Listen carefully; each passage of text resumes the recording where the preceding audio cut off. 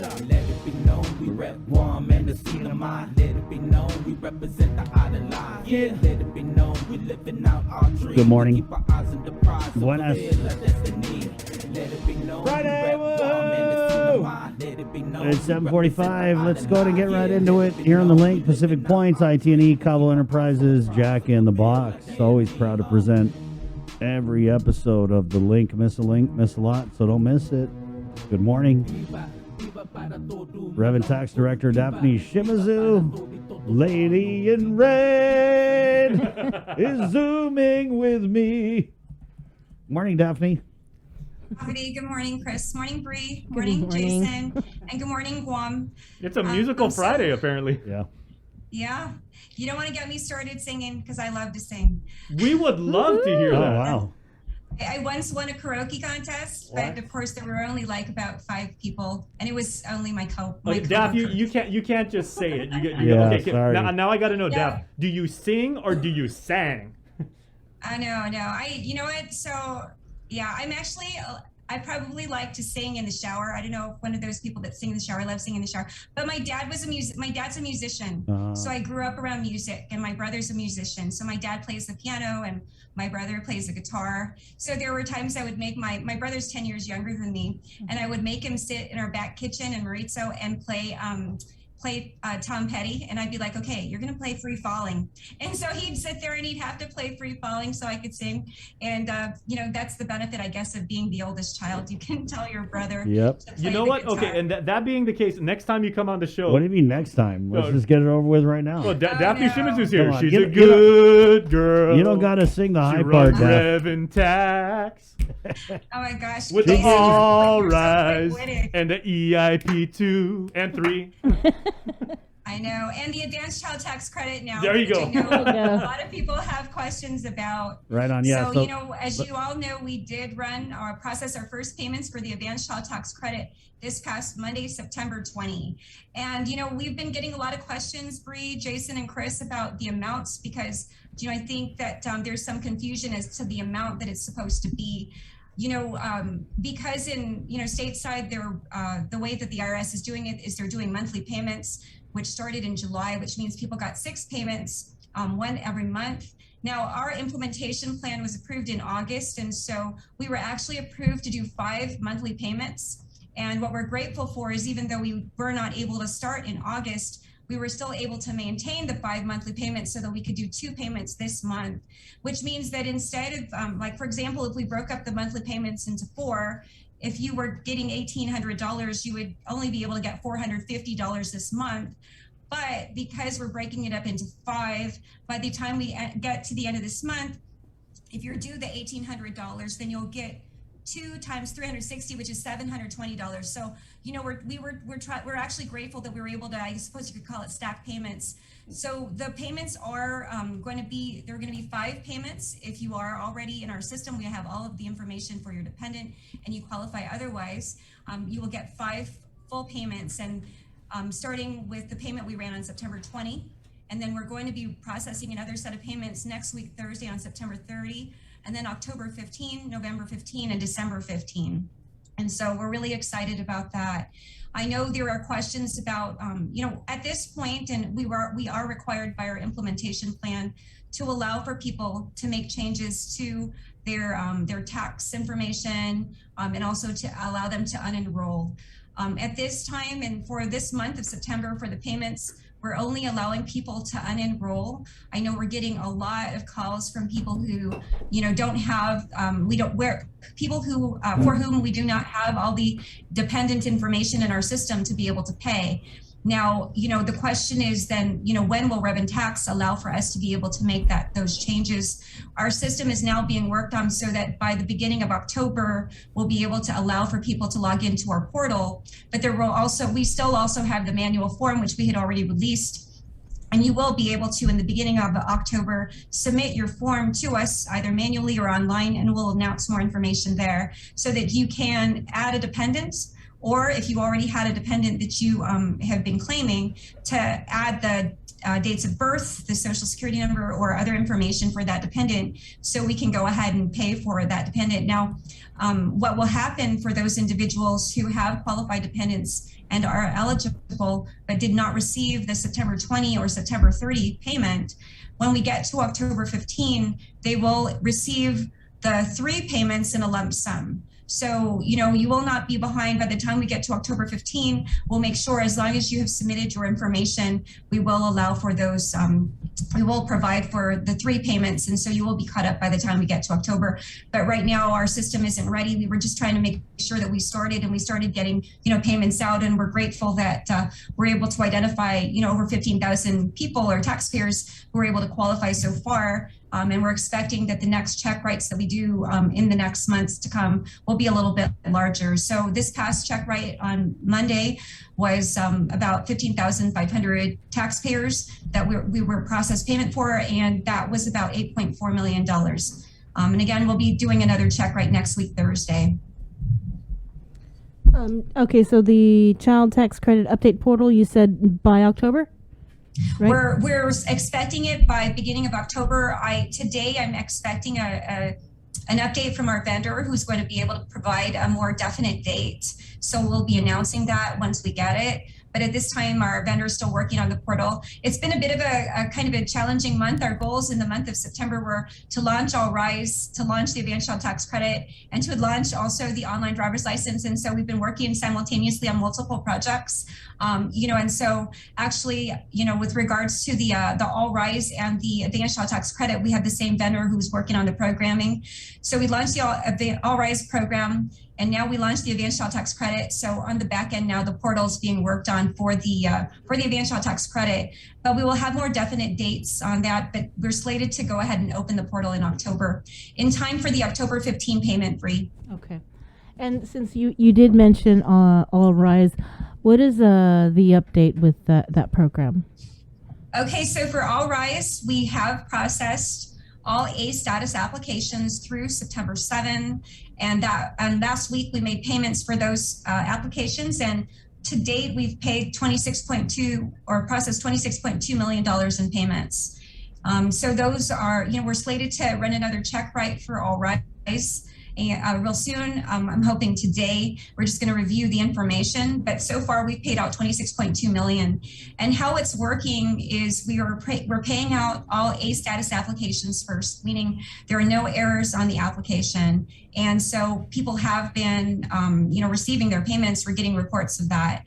And our review committee, which we've created to review the suspend status applications, that review committee is expected to meet today to identify and review those applications that were S status. And there were many reasons they were S status. Of course, the larger reasons were that an individual didn't have a validly filed and processed return. But for those people who didn't have a validly filed and processed return, they can expect that as long as they're eligible, at the point that Rev and Tax is able to go ahead and process the returns, we'll be able to go ahead and get the payment out to you. So, even though you may not have had a validly filed and processed return at the time that your application was submitted, it is still possible to get a payment. And so our team is working to make sure that we get payments out. We're excited. We actually are already in the month of June in terms of processing. So, we went from, I think 2 weeks ago, we were in May 18, and this week we're already in the month of June. And we're continuing to move forward as quickly as we can for many reasons. Of course, we want to get refunds out to people. We want to make sure as well that people's All Rise payments don't get held up because of their return not being processed in our system yet. Mm-hmm. How many total were actually filed by the deadline?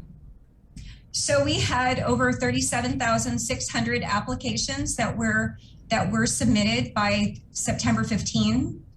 And of those, about 18% of them, 6,700, were in a suspend status and so needed to be addressed. And so that's quite a bit of applications.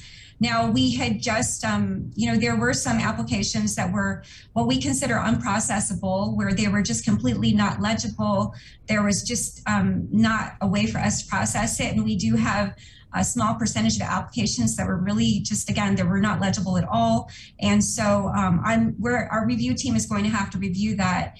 So in addition to the 6,700, we still had a couple hundred or so, and I don't have the exact number, where it wasn't only that there was an error, but that the application itself wasn't legible. But those are things that our team will be working to review. The idea is, as we work to, end the program or end the application period, of course, the idea is that we, then we're able to shift gears, focus on reviewing manual applications, or actually entering all of the manual applications, of which we received over 9,500. And so we could get those into the system and then work to review again now the S status application so we could get them paid.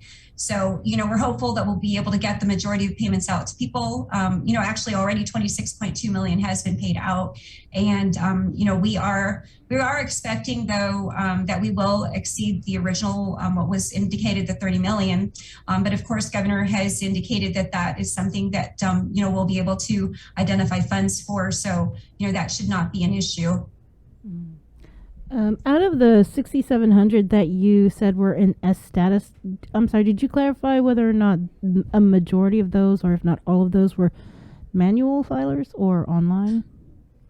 So I don't have the breakdown of the, but to be honest, actually, Bree, early on when I was looking, and I will have to look at the stats again maybe, but early on when we were reviewing the manual versus online, it was between 15 to 17%, and it was pretty much the same in terms of errors for manual and for online. So it wasn't like one was extremely, it was kind of significantly off from the other. We were seeing about, again, it was between 15 to 17, and now the average overall is 18. Mm-hmm. So, we were not seeing, again, a drastic difference between the error rate or the S rate between the online and the manual. Mm-hmm. At least early on. So I will have to check. I've just been looking at what our total is, because that's really the issue, is just trying to make sure we get to all of those as soon as we can. Right. And again, just for the 6,700, do they know that there are errors on their applications? We have not provided notice to people at this time, and that's something that our review committee is going to be working on. For some of them, as I mentioned, for example, if it's an issue with a tax return that wasn't validly filed and processed, and of course we went from May to June filing in terms of processing it already. So some of those might already be, have been converted or are getting converted to A. But again, what we're doing is we're paying out all of those that were A to begin with, 100% A, and then we're going to go and try to address those ones which I guess become converted, and then, again, review the S status ones to see if more can be converted to A. We really do want to get payments out to as many people as, are eligible to get these payments. We recognize that a lot of people stayed in line for long periods of time, and, if we can get payments out to them, even if they submitted an error status or an S return, we're hopeful that that we're going to be able to, again, convert as many of the S's to A's as we can, at least for those that, again, where the S status can, where it is possible to make them eligible somehow. But, there are reasons why people would not be eligible completely. One of them is, we did have people who submitted applications, but they exceeded the adjusted gross income threshold. So, of course, they, no matter what happens, they will not be eligible. There were also some people who didn't meet the requirements of the executive order. There's, I believe it's section 5 of the application, which asks you multiple questions, whether I'm a resident of Guam, whether I, actually experienced negative economic impact. So there were those questions, and some people actually, they indicated that they were not residents. They indicated that they were not impacted negatively in terms of the negatively economically. So those ones, of course, in section 5, again, if you were not eligible, for those reasons, then, you will not get a payment. But where there is an issue of a validly filed and processed return, and then yes, you ended up being processed, or again, we had people who had mailing address issues, social security number issues. Well, that may be a little bit more difficult to address, a social security number issue, but we had mailing address issues, name issues, where sometimes people missed missed one letter in their name for some reason. So again, those ones are things that we're working to address and hopefully get people payments out for. EIP 3, right? You're done. You're done with it, right? It's already EIP 3, actually EIP 3 we pay all the way through December 31, 2021. Oh. And so we have probably paid out the majority of it. I believe we paid out like 194 or 196 million within 7 days of April 10. So that was probably the majority of it. But we're still seeing people getting or being paid EIP 3 because they may not have filed a 2020 return. And so as they're filing them and we're processing them, if you notice, we're still paying them. 2 weeks ago, we processed about a little bit over 1 million. Last week, we processed 300,000. And this week, I don't have the numbers yet, but we're continuing to pay. So on a weekly basis, our goal has been to process EIP 3. We have a check write on once a week for EIP 3. We have a check write generally once a week for refunds, again, based on cash availability. And then now we're working to make sure that we have check write for all RISE so we can get those out as well. And we're trying to do it consistently so people can know when to expect the monies, but also so that we can get them out and people don't have to wait so long, wait so long from the point that they either become A or their returns are processed for their payments. All right, Daphne. Thank you so much. Last chance to sing. Thank you. Last chance to sing just a little sniblet of Tom Petty. When my brother who lives in Japan comes to Guam and he has his guitar, I will sing for you. We Okay. can just zoom him in. Brother. Daph. You know what? He is my brother is actually he actually writes music. I'm really proud of him. He's he went to the University of Guam, he got his bachelor's degree in sociology, but he is an English and music teacher and he composes music and he plays the guitar and I really just love him a lot. So shout out to my brother. Right on. Well, Daph, Jason is a very accomplished guitarist, so next time you come on, he's going to bring his guitar. Okay, as long as it's Tom Petty or I think I could sing. Actually, the song I won my karaoke contest. It was Bob Marley. And I don't even remember. I can't even remember the name of the song, but it was like so fun. I just love to sing. Let's do a duet next. Daph, let's do a duet next time. We'll do Stop Dragging My Heart Around. Yeah. But you can be Tom Petty. Okay. I'll be Stevie Nicks. Good idea.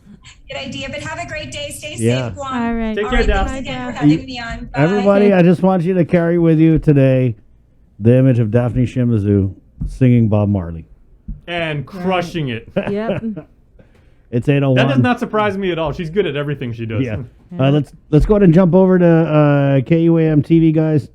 It is Friday morning. We're on the breeze, KUAM FM in Gotney, Guam, but we're jumping over to KUAM TV to continue the show right here on the link right now. Good morning. Okay, hold on a second. That wasn't good. Stand by. Computers. It's so cold out there. My computer froze.